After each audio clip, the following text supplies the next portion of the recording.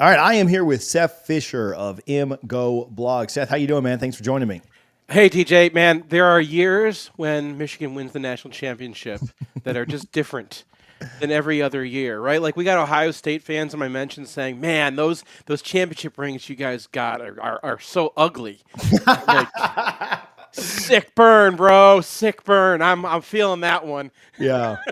I like the immediate dig as soon as we get on here. But yeah, it's hard to complain too much coming off of the Natty. I want to talk to you a little bit about that in last year, but let's look ahead a little bit. Coach Moore takes over for Jim Harbaugh. I know it's such a weird situation where a coach leaves at the top of his game, right? Saban kind of Yeah. did that too, I suppose. But thoughts on just the feelings of the fan base going through such transition after winning? You feel like you're at the top of the mountain. Are they like knocked down a peg, or are they still riding the high? What is the No, just I overall mean, thought? we were prepped for this. You ask Michigan fans what's going to happen. I mean, you could read my preview book last year, and it says like the last thing we did like a Q&A with each other, and it's like, what's going to happen next year? Okay, I wrote Michigan's going to go 15-0, win the national championship, and Harbaugh's going to be in the NFL. Like we were all prepared. Like the things we were not prepared for was how like certain staffers who seem to have a bigger connection to Michigan, like Mike Elston and Steve Klinkscale, but like that's the level we're talking about. Like, oh no, we lost some assistants that we thought we weren't going to lose, but we were prepped. Like this is the plan, and it's not the first time this has happened to us. Now, not many Michigan fans were alive for that, but Fritz Chrysler was like at the top of his game in 1947, won the national championship, retired, and left the thing in Bump Elliott's hands, and like took and like everybody left at the same time. You got a whole bunch of guys leaving, but Michigan had their second team last year, and this is why they were so hard to beat. Their second team last year was almost as good as the first team. So they had like the best team in football, and then they had like the third best team in football as like behind those guys. Yeah. So there's other than quarterback, and now they just don't have depth. But like the sense right now is okay.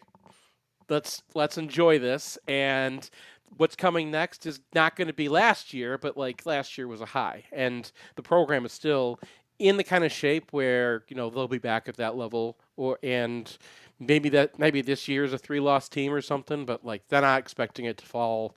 There's not going to be that much of a drop off. Yeah. So the expectations for Moore in general are to keep this. I mean, the expectations of a place like Michigan are always going to be high. It doesn't really matter who the coach is, but like, does he have a little wiggle room, a little leeway time to kind of rebuild it his way? Yeah, sure. And I don't know if his way is what we want, or like we don't know what his way is Sure. because, I mean, he's had such an influence on what the team is. But the part of the story of Sherrone Moore, one of the reasons why Michigan fans were like, okay, here's what's next, right? There were really only two options, and then once Alabama hired the other option, there was only one option. Sherrone Moore was the only guy Michigan was going to have be head coach. But they've been talking about it since 2020.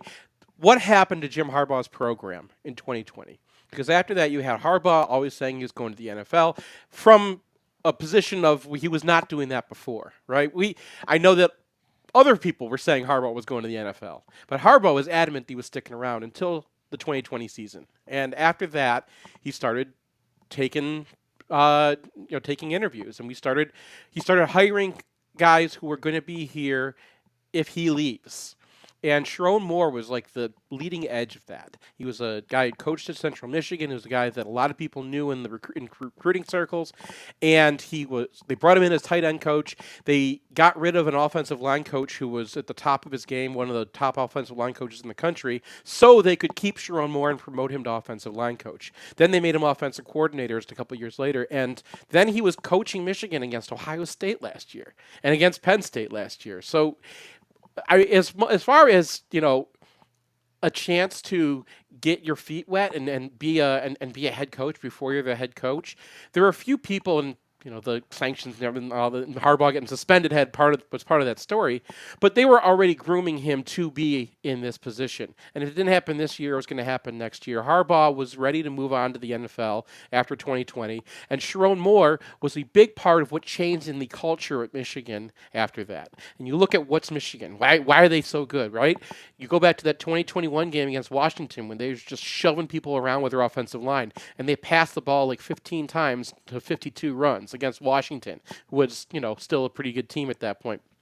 Um, And that's Sherrone More, right? That was Sherrone More in his first offensive coordinating job. So that it's not like this is just we're woke up one day and it's Sherrone and everyone's gone, right? This is something that's been coming down the pipeline that we kind of knew it was to expect.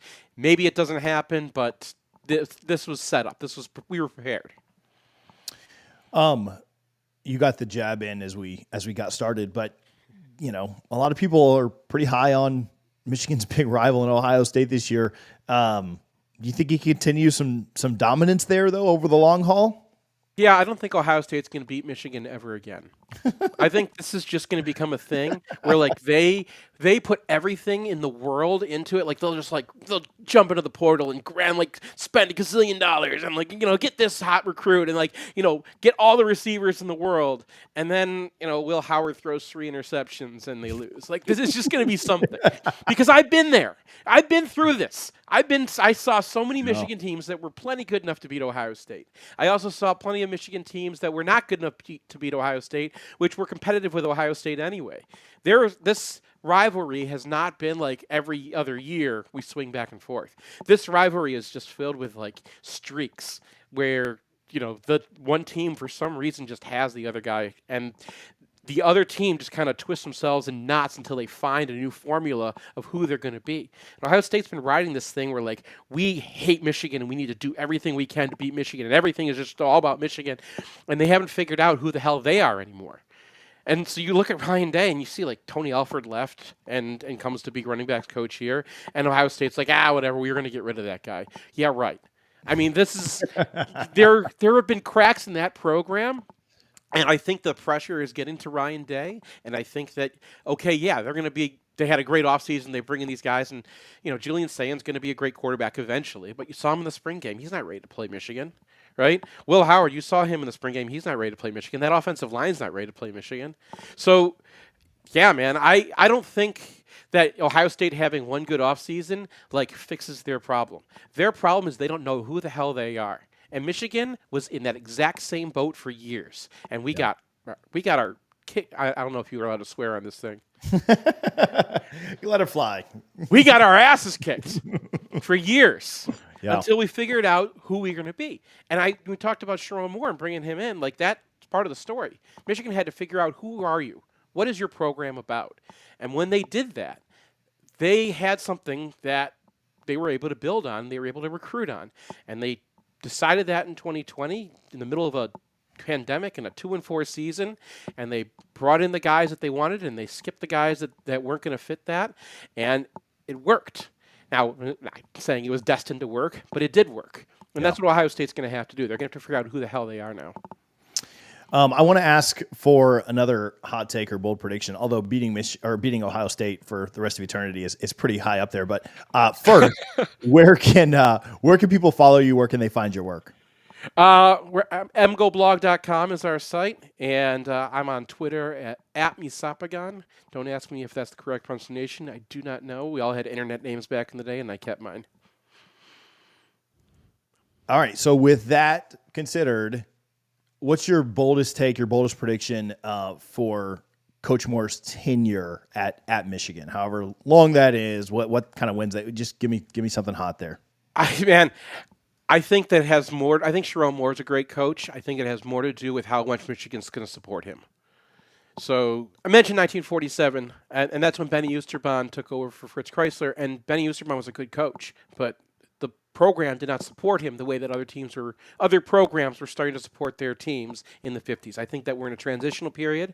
I think that a lot of things are going to change about the underpinnings and how college football functions, and I don't know if Michigan's 100% committed to doing what they need to do to be competitive in a new era when new teams have an opportunity to kind of jump up a level and change, our understanding of who's an elite and why they're elites. Now, it doesn't have to be that way, but I am concerned that Michigan, not just the people in charge, but also the people who donate and everything, that our mindset is not quite attuned yet to how college football is going to be played in the next 20 years. And Sherrone is going to have to function in that environment. So I really hope he doesn't get Oosterbond, but I think that's kind of who he is. He's a nice guy coach and might not be able to force things the way Harbaugh was able to.